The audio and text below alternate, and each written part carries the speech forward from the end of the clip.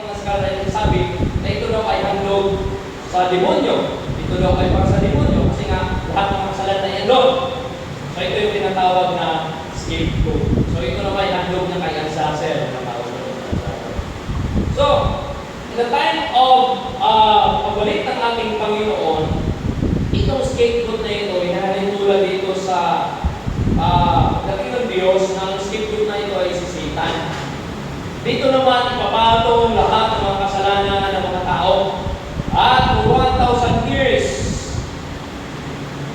dito si Satan walang matitempt, hindi kahit isa, sapagkat ang sabi doon ay bottomless pit o wala na, parang sobrang dilim at tahimik. Sabi kaya pa, ungaw, tahimik, wala siyang matitempt. So dito naman papasok mga kapatid yung pagtubos ng ating Panginoon. We know na si Jesus Christ, siya yung magiging tagapagtanggol. Siya naman tagapagtanggol natin. Tagapamagitan. Siya naman yung magiging tagapamagitan natin sa kanyang Ama. So dito naman papasok yung paglilingkod natin, paglilingkod ng Diyos sa ating buhay mga kapatid.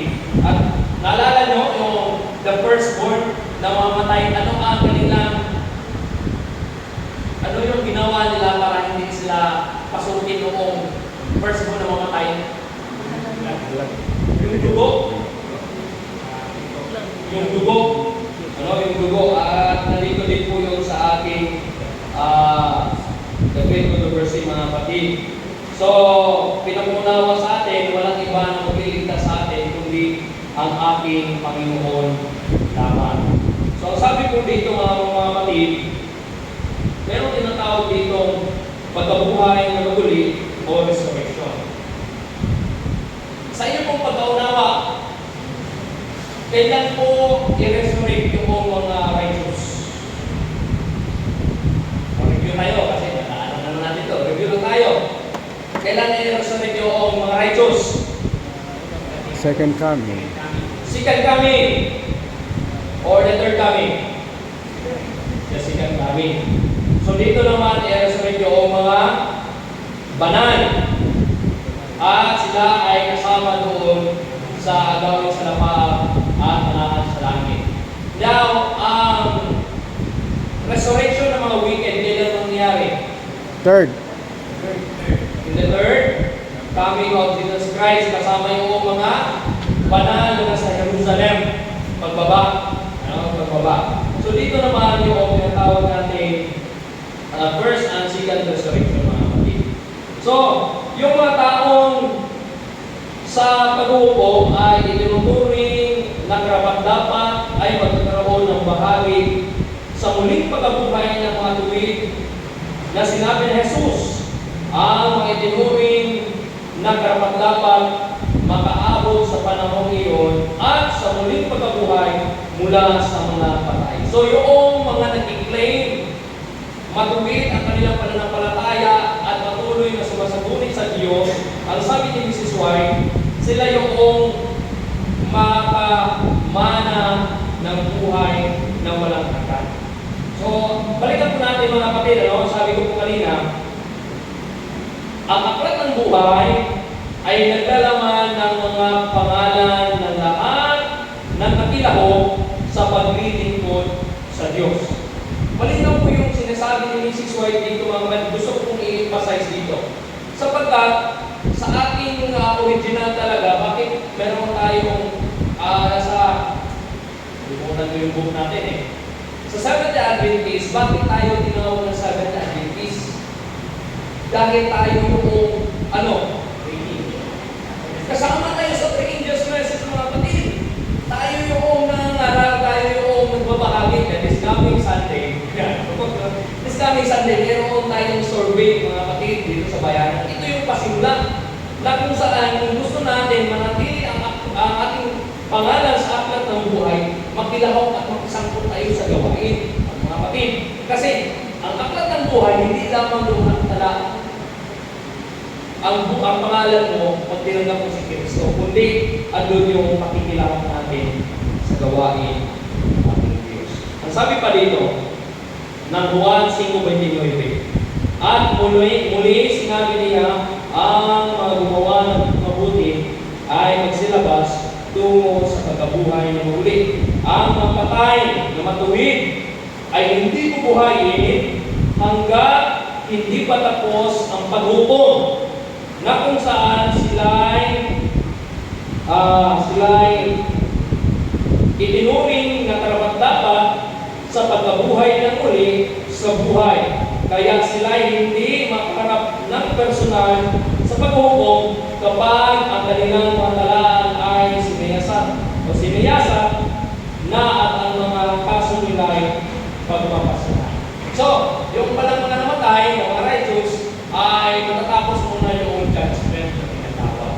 So that is the time, mga kapatid, na sila naman ay i-resurrect. So ang gawain na pagsisiyasat ng paghuhukom at ang pag-alis ng kasalanan ay matatapos bago ang ikalawang pagparito ng Panginoon.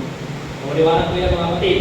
Ang gawain ng pagsisiyasat, investigative judgment, at ang pag-alis ng kasalanan ay matatapos bago ang ikalawang pagparito ng Panginoon. So, ano na po ang kasulatan natin, mga kapatid, bago man dumating ang Panginoon, tapos na po. Kailan po ba magsarado ang pintuan ng awa? Dalawa. Kailan? Pag ikaw ay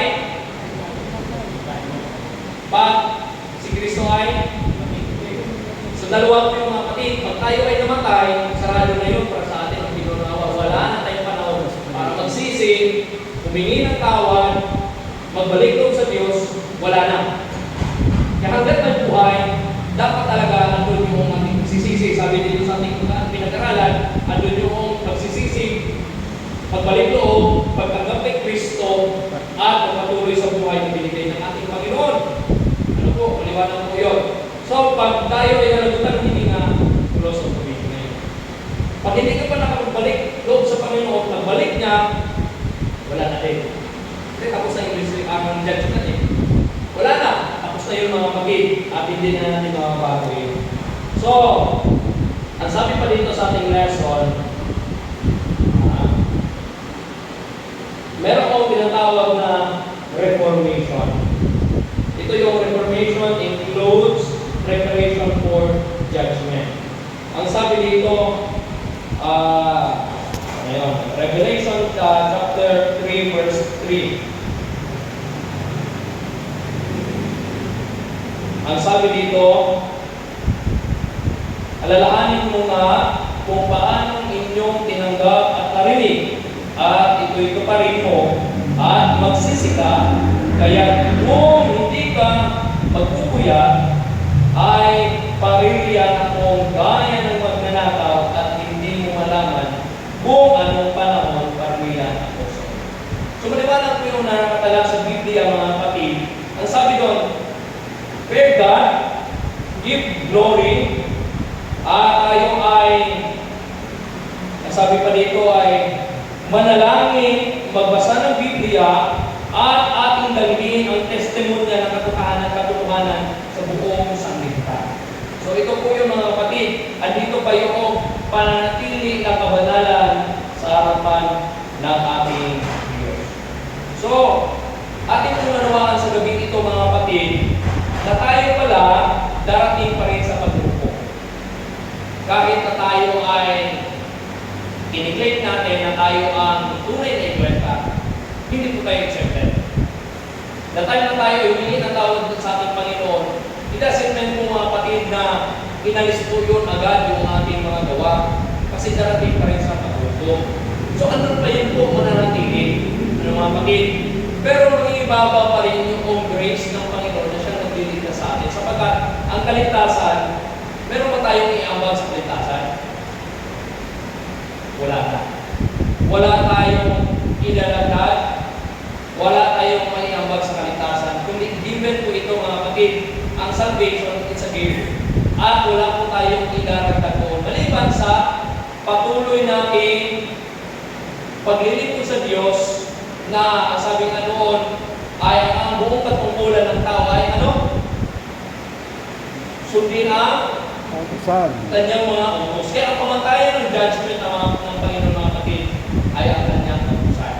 So magpapatuloy tayo sapagkat ang buong katungkulan ng tao ay ang sundin ang kautusan. Amen po ba? Amen. So, I hope mga kapatid, ang ating napag-aralan ngayon, samarin naman po yung mga kapatid.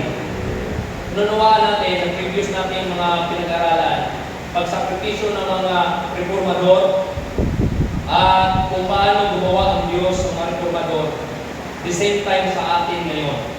Nandito na tayo sa investigative judgment, na tayo ay makakaranas ng mga pagsubok sa buhay. Ang gusto ng Panginoon, manatili tayo sa Kanya. Kasi kung nanatili tayo sa Kanya, na tayo ay yayarigin ang problema, patuloy pa rin ang Panginoon ng pagkakasahan. Amen?